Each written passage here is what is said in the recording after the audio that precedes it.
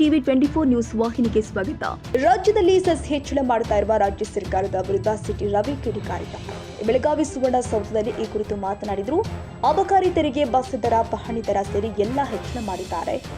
ಇನ್ನೇನು ಬಾಕಿ ಇದೆ, ಎಲ್ಲೆಲ್ಲಿ ಟ್ಯಾಕ್ಸ್ ಹಾಕ್ಲಿ ಎಂದು ಯೋಚನೆ ಮಾಡ್ತಾ ಇದ್ದಾರೆ. ಬರೀ ತೆರಿಗೆ ಮೇಲೆ ತೆರಿಗೆ ಹಾಕ್ತಾ ಇದ್ದಾರೆ. ಮತ್ತೆ ಸಿದ್ದರಾಮಯ್ಯ ಅವರು ಗ್ರೇಟ್ ಎಕಾನಮಿಸ್ಟ್ ಅಂತಾರೆ.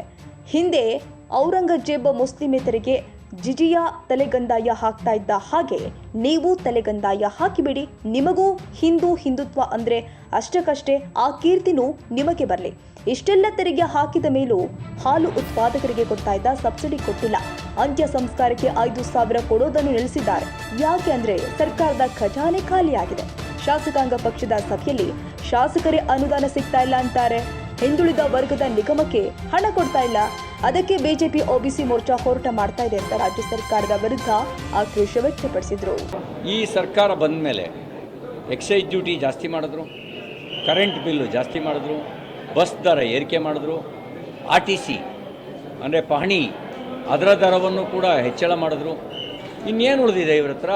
ಈಗ ಇದ್ರ ಮೇಲೆ ಒಂದು ತೆರಿಗೆ ಮೇಲೆ ತೆರಿಗೆ, ಎಲ್ಲೆಲ್ಲಿ ಟ್ಯಾಕ್ಸ್ ಹಾಕೋಕ್ಕಾಗತ್ತೆ ಅಂತ ಯೋಚನೆ ಮಾಡ್ತಾ ಇದ್ದಾರೆ. ಅದಕ್ಕೆ ಸಿದ್ದರಾಮಯ್ಯನವರೇ, ನೀವು ಗ್ರೇಟ್ ಎಕನಾಮಿಕ್ಸ್ಟು, ನಿಮಗೆ ಇನ್ನೊಂದು ಮಾತ್ರ ಬಾಕಿ ಇದೆ.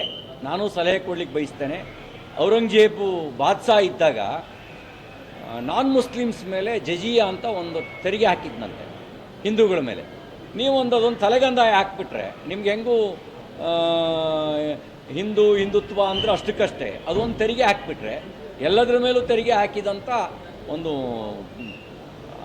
ಕೀರ್ತಿ ಅಂತಿರೋ ಅಪಕೀರ್ತಿ ಅಂತಿರೋ, ನಿಮ್ಮನ್ನು ಹೊಗಳಬಟ್ರೆಲ್ಲ ಕೀರ್ತಿ ಅಂತಾರೆ. ಜನ ನಿಮ್ಮನ್ನು ಅದನ್ನು ಅಪಕೀರ್ತಿ ಅಂತಾರೆ. ಅಪಕೀರ್ತಿ ನಿಮಗೆ ಪ್ರಾಪ್ತಿಯಾಗುತ್ತೆ, ಇನ್ಯಾವುದೂ ಉಳಿಸಿಲ್ಲ ನೀವು. ಇಷ್ಟೆಲ್ಲ ತೆರಿಗೆ ಹೆಚ್ಚಳ ಮಾಡಿದ ಮೇಲೂ ಕೂಡ ಹಾಲು ಉತ್ಪಾದಕರಿಗೆ 8 ತಿಂಗಳಿಂದ ಅವ್ರಿಗೆ ಕೊಡಬೇಕಾದ ಸಬ್ಸಿಡಿನೇ ಕೊಟ್ಟಿಲ್ಲ. 5 ರೂಪಾಯಿ ಸಬ್ಸಿಡಿ ಕೊಡಬೇಕಿತ್ತಲ್ಲ, ಕೊಟ್ಟಿದ್ದಾರೆ ಕೇಳಿ. ಯಾಕೆ ಅಂದರೆ ಖಜಾನೆ ಖಾಲಿ, ಡೆವಲಪ್ಮೆಂಟಿಗೆ ದುಡ್ಡಿಲ್ಲ.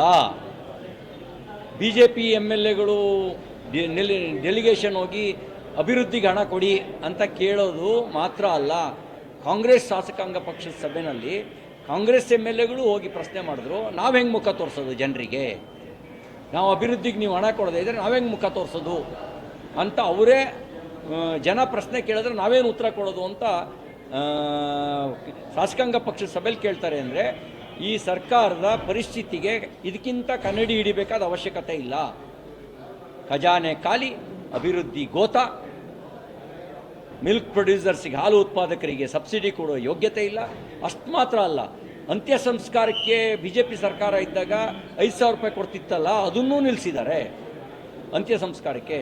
ಇವತ್ತು ಹಿಂದುಳಿದ ವರ್ಗದ ಸಮುದಾಯ, ಅವು ಹಿಂದುಳಿದ ವರ್ಗದ ವಿವಿಧ ನಿಗಮಗಳಿಗೆ ಇವರೇನು ಸ್ಕೀಮ್ಗಳು ಕೊಡ್ತಾ ಇದ್ರಲ್ಲ, ಗಂಗಾ ಕಲ್ಯಾಣ ಇರ್ಬೋದು, ಸ್ವಯಂ ಉದ್ಯೋಗ ಇರ್ಬೋದು, ವಾಹನ ಖರೀದಿ ಇರ್ಬೋದು, ಅದಕ್ಕೆ ಹಣ ಬಿಡುಗಡೆ ಮಾಡಿಲ್ಲ ಅಂತ ಇವತ್ತು ರಾಜ್ಯದ ಉದ್ದಾಗಲಕ್ಕೂ ಭಾರತೀಯ Janata party OBC Morcha strike ಮಾಡ್ತಾ ಇದೆ.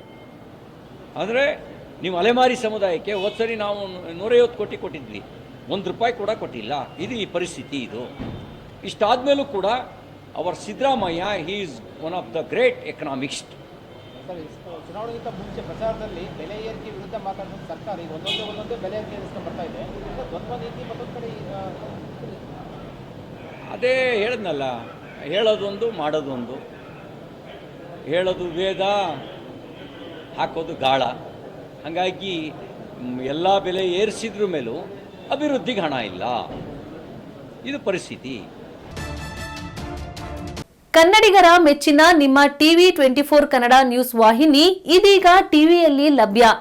ಕರ್ನಾಟಕ ಮತ್ತು ದೇಶ ವಿದೇಶದ 360 ಡಿಗ್ರಿ ಸುದ್ದಿ ಹಾಗೂ ಉತ್ತರ ಕರ್ನಾಟಕ, ಬೆಳಗಾವಿ, ಬಾಗಲಕೋಟೆ, ಧಾರವಾಡ, ಹಾವೇರಿ, ಗದಗ, ಬಿಜಾಪುರ ಜಿಲ್ಲೆಯ ಕ್ಷಣ ಕ್ಷಣದ ವಿವರವನ್ನ ಪಡೆಯುವುದಕ್ಕೆ ಟಿವಿ 24 ಕನ್ನಡ ನ್ಯೂಸ್ ವಾಹಿನಿಯನ್ನ ಲೈಕ್ ಮಾಡಿ, ವಿಡಿಯೋಗಳನ್ನ ಶೇರ್ ಮಾಡಿ, ಕಮೆಂಟ್ ಮಾಡುವ ಮೂಲಕ ನಮ್ಮ ವಾಹಿನಿಗೆ ಸಹಕಾರ ನೀಡಿ ಮತ್ತು ಚಾನೆಲ್ ಅನ್ನ ಸಬ್ಸ್ಕ್ರೈಬ್ ಮಾಡಿ. Thank you.